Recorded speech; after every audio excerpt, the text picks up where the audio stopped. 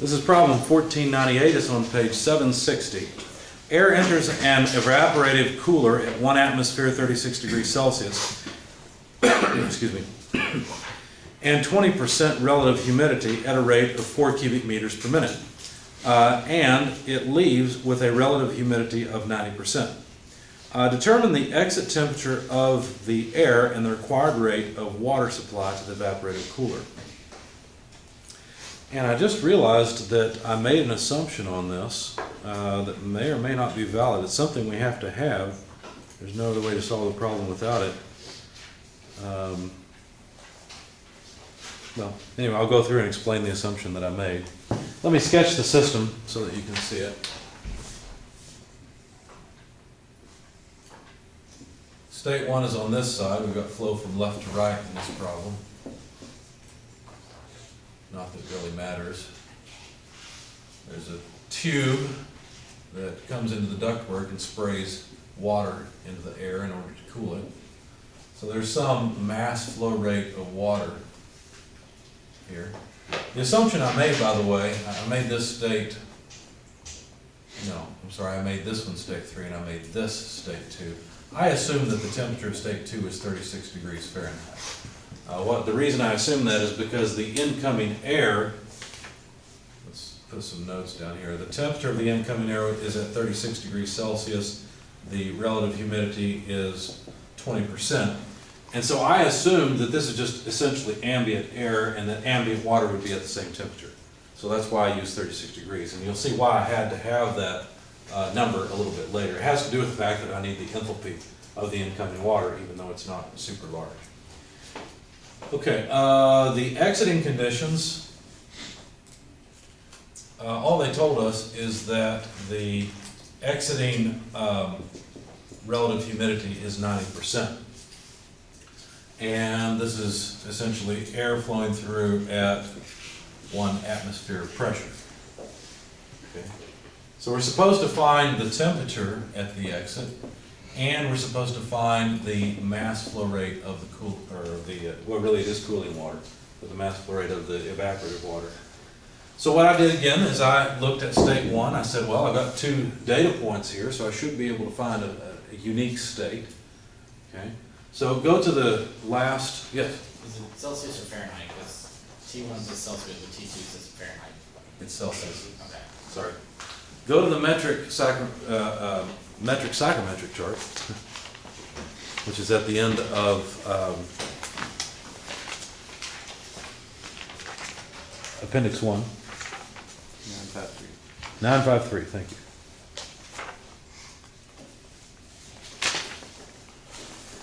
And help me figure out the, let's see, why don't we go ahead and grab the absolute humidity, let's get the enthalpy, and let's get the specific volume. Go ahead and do that if you would, please. And by the way, I think we have a mass, no, we have a volume flow rate that I didn't write down. Volume flow rate at state 1 is 4 cubic meters per minute.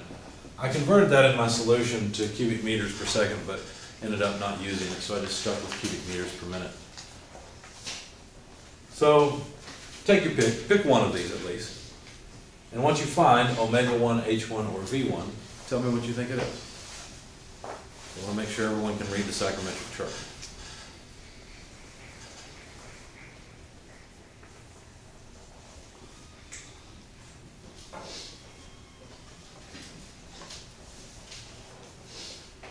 So you got to find the state based on this temperature and this relative humidity. So you're looking at the 20% relative humidity line and 36 degrees on the x-axis.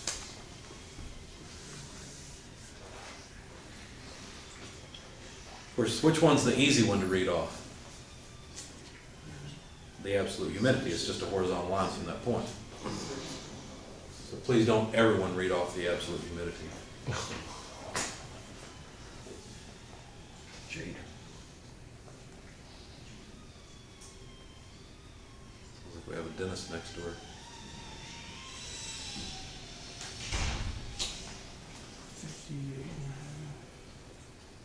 58.5 for the enthalpy? Yeah. You're crazy. What'd you get, man? You're relatively close to what I've got. I got 55 and a half. I got 55 and a half. What helps? Oh, yeah. Oh, yeah, I'm just kinda, yeah, Does that make more sense? yeah. Okay. That's, All right. yeah. So enthalpy 55 and a half, and the units are kilojoules per kilogram. And really it's kilojoule per kilogram of dry air, but I'm going to stop writing that. Anyone have the specific volume? Or the absolute humidity?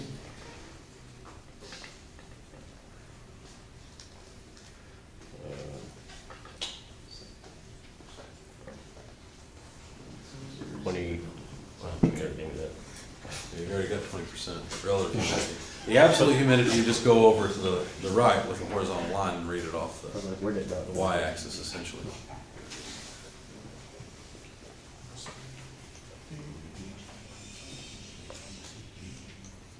See people still looking at the charts, so that's good. Wait. 0.885. That's exactly what I got. I got 0.885 for the specific volume, and that is cubic meters per kilogram. Who took the easy one? Anyone want to take the easy one? Absolute humidity?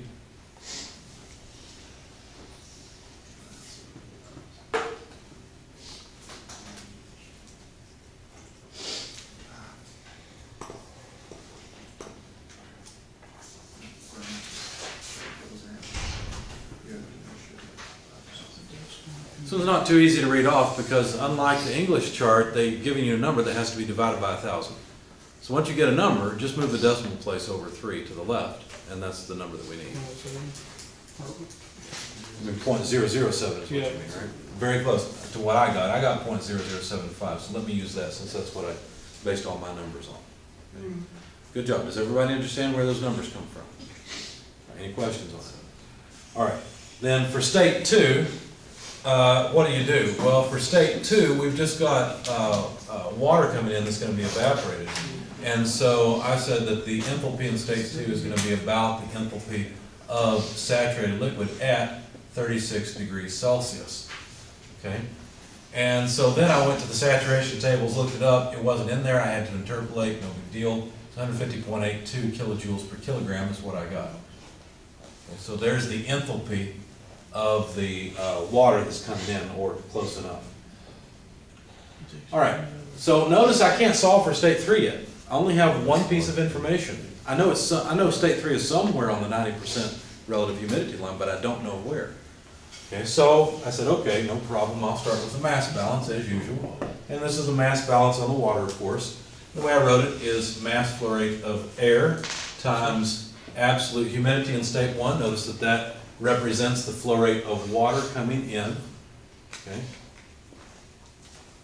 with the humid air, plus the mass flow rate of the water that's going to be evaporated equals the mass flow rate of water leaving with the humidified air, the air that's been almost saturated with humidity. So there I said mass flow rate of air times the enthalpy in state 3. I don't know the enthalpy in state 3 yet, but that's okay. The equation is still true. So, you know what? What on earth have I done? Let's try omega 3. Yeah, omega 3. That's the one I don't know. I jumped down to the energy balance and started writing it down instead. Sorry about that. All right, so we can write the mass flow rate of the water in terms of the mass flow rate of the air and the humidity. Look, we'll leave this on this side, move this term to the other. Right, mass flow rate of air times absolute humidity state 3 minus absolute humidity state 1.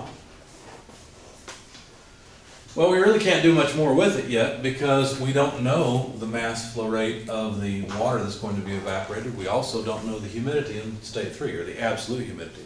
We know the relative humidity, we don't know the absolute, and there's no way to go from the relative humidity directly to the absolute humidity. Well, you know what? Actually, we could. That may be.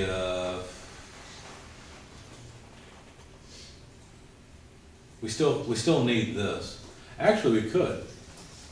We could go because we know the pressure. Let's see. have enough? Let me think about this a little bit further. I ended up doing a guess and check at the end, and I may have missed this. Let's see. Because we have an equation. Oh, no, we can't. Go to page 754, and I'll show you what I was thinking, and then I'll ask you why I can't do this.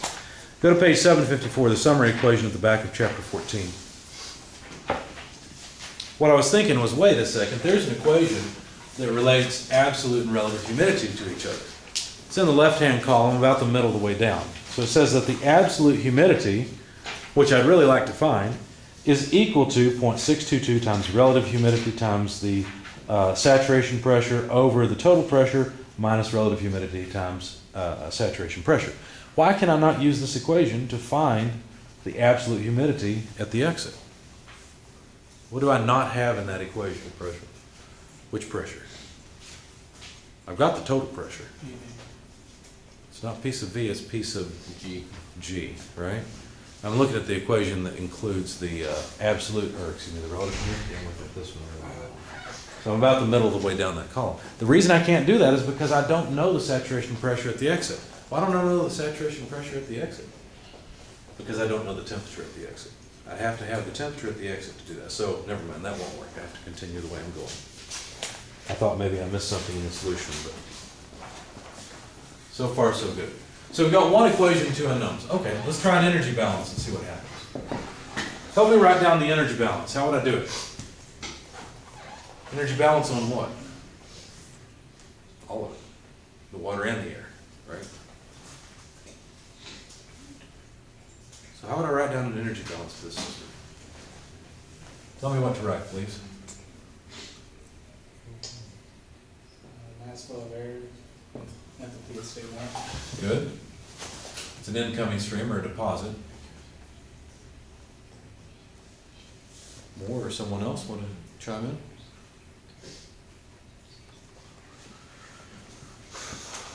Mass flow of the water at state 2. So plus the mass flow rate of the water coming in at state 2 times what? The enthalpy. The enthalpy of that water. Good. Those are two deposits. Do we have any more? No, that's it. No more deposits. We've got one withdrawal. Where's the withdrawal? 3. State 3. So how do I write that down? Mass flow rate of air, H3. Exactly. Okay. So there's the energy balance equation for this system. Okay. Well, what can I do with that? Well, if you think about it, you'll realize that this mass flow rate of water, we've already got an equation for it, right? So we can take this bit here and just plug it in. So what would that look like? Mass flow rate of air, enthalpy in state 1, plus, let me substitute, mass flow rate of air, omega 3 less omega 1, that takes care of mass flow rate of water, H2, minus mass flow rate of air, H3. Notice the mass flow rate of the air just cancels. Okay? Cancels out of the whole equation. In fact, I can rearrange this and say that the enthalpy in state 1 minus the absolute humidity in state 1 times H2, notice that is in there because of the mass balance substitution. This is not a mistake, it's omega 1 H2, is equal to the enthalpy in state 3 less omega 3 H2. Okay, so this is just collecting all the terms. I just multiplied H2 by both omegas, and all I really did here was separate it out so that the left-hand side has all knowns and the right-hand side has all of the unknowns. Notice the enthalpy in state 3 and the absolute humidity in state 3 are both unknowns. And that's all we've got. We're out of equations. It looks like a problem we can't solve. Why? Because we've got 1, 2 equations, 1, 2, 3 unknowns. Are we stuck? Here's the key. The enthalpy and the absolute humidity in state 3 are related, right? They're related to each other because state 3 is just one thing. And so if you knew where state 3 was, if you could put your finger on it, it'd be somewhere on the 90% relative humidity line. But if you could put your finger on it, you could read off omega 3 and H3, couldn't you? Okay. So really we're just looking for one unknown. That one unknown is state 3. So these really are not two separate unknowns, H3, omega 3. Really, it's state 3 and the mass flow rate of the water coming in. So we have to guess and check. So what I did, I set it up this way on purpose so that I can plug in numbers on the left-hand side. So 55.5 kilojoules per kilogram was H1 minus omega 1, 0.0075. H2, 150.82 kilojoules per kilogram. That's the left-hand side. Equals H3, an unknown, minus omega 3, an unknown, and then H2, which is a known, it's 150.82 kilojoules per kilogram. And then I plugged this number into my calculator and found that it's just 54.37 kilojoules per kilogram equals what I called the right-hand side, which is H3 minus omega 3 times 150.82 kilojoules per kilogram. So notice that H3 will have units of kilojoules per kilogram. Omega 3 converts the kilograms here from kilograms of water to kilograms of air. Fine, we need an equation, but at this point I can drop the units because I'm just going to iterate. Okay? So what I did is I said, well, I'm going to guess where state 3 is on the psychrometric chart. I'm just going to take a guess. And then I'm going to read off omega 3 H3 and see if this right-hand side equals the left-hand side. If it does, I found state 3 and I'm done. Make sense so far? Now, some notes to observe. The humidity in state 3, should it be more than or less than the humidity in state 1? Or equal? What do you think? More. It better be more, right? Because we're putting water into the air. So this better be a higher humidity. Omega 3 should be above omega 1. Unfortunately, that doesn't help us much. If you look at the psychrometric chart, that cuts off part of the bottom half of the chart, but not even half of it. It's like the lower quarter or so of the chart. So we're somewhere, state 3 is somewhere above that horizontal line. What about the temperature? Should the temperature be higher or lower than 36 degrees? No. Better be lower, right? That's the whole point of doing this. This is evaporative cooling. Okay, so basically, if you look at the 36-degree line, well, what this does, let me draw a schematic of the psychrometric chart. The absolute humidity in state 1 just gets rid of this section of the chart for us. We're somewhere, we know we're somewhere on this 90% line. We don't know where, but now we've gotten rid of this part of the chart too. Does that make sense? Because we know that the temperature at the exit better be below. So I concentrated my search down to this section of the line. And it may have, this may even have cut off that section. I don't remember. And so I began guessing at 30 degrees. I said, what if T3 is 30 degrees Celsius? What would I get? Well, then I would get an enthalpy of 93 kilojoules per kilogram. Let me drop the units because we know they're going to be consistent. And I would get a humidity of 0.0245. When I plugged that in, I got a right-hand side value. So plug these two into here. You get a right-hand side value of 89.3. Well, that's too high. It better be 54.37. When I plugged in 20 degrees Celsius, then I got an enthalpy of 54 kilojoules per kilogram, an absolute humidity of 0.0135. That gave me a right-hand side equal to 51.96. So 20 degrees is too low. Okay, so what I noted is that really this is going to be a fairly small number. And so the contribution from this term is going to be small. So I started looking for some state that would give me an enthalpy pretty close to 54. In fact, I intentionally chose 21 degrees Celsius next because it gave me an enthalpy that I think was 55 or 56, something like that. I thought, well, that'd be big enough to subtract just a little bit off of and hopefully hit 54 or so. When I did that, I found that the enthalpy in state 3 is 57.5. I guess that's what I chose, not anything lower. And I know what it was. I was thinking of choosing 56 and I didn't. The absolute humidity came out to 0.0143, and that gave me a right-hand side equal to 55.3. And you can see that's a whole lot closer to 54.3 than the 51.9 or the 89.3, and so I said, that's close enough. I'm done. Okay. So I said that the temperature in state 3 is approximately 21 degrees Celsius. And let's see, what else did they want us to know? They wanted us to know, they wanted to find out the mass flow rate of the cooling water. Well, we've got an equation to do that, and now we have information that we can plug in. For example, now I can find that the absolute humidity in state 3, using that same point, is approximately equal to, I already found it. Here it is. I had to find it. So that's about 0.0143, and now I can plug in numbers and find the mass flow rate of the cooling water. So the mass flow rate of the air, well, we're almost there. We need the mass flow rate of the air. We don't have it. We have the volume flow rate of the air. How do I get the mass flow rate of the air from the volume flow rate of the air?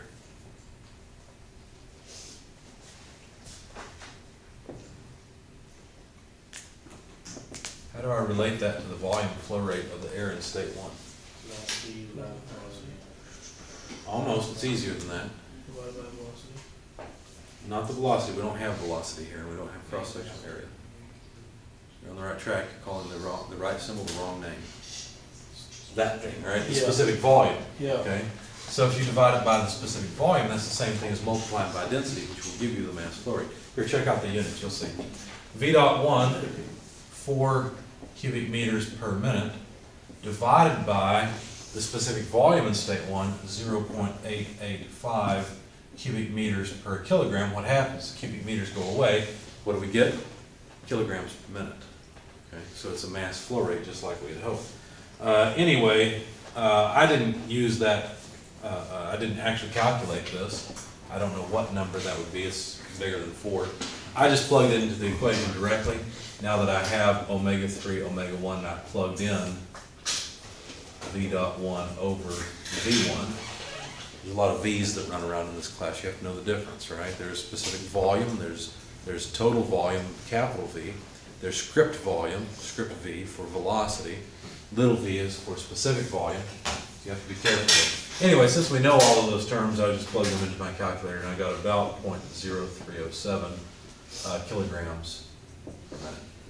Notice I had to make an assumption here. I had to account for the energy carried in by the water. Now, what would have happened if I had neglected that? Well, now that we know the mass flow rate of the water, can't we quantify the amount of energy that that water carries in? Can't we calculate the magnitude of this term? I didn't do that in my solution, so grab your calculators, please, and we'll do that next. So multiply the mass flow rate of the water, 0.0307, by the enthalpy that the water carries in, which is 150.82. I'm going to get rid of some of this below so we can compare the magnitude of these terms. So what do we get for that term?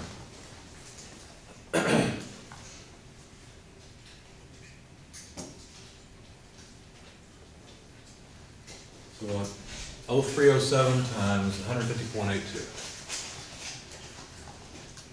It's going to be about 4.5. No, yeah. 4.63. 4.63.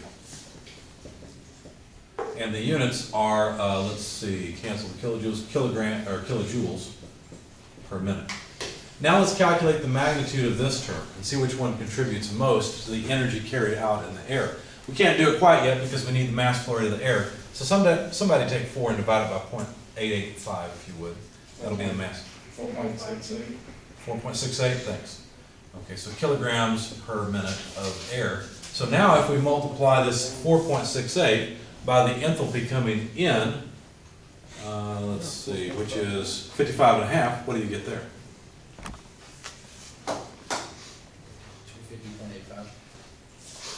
250.85 kilojoules per minute.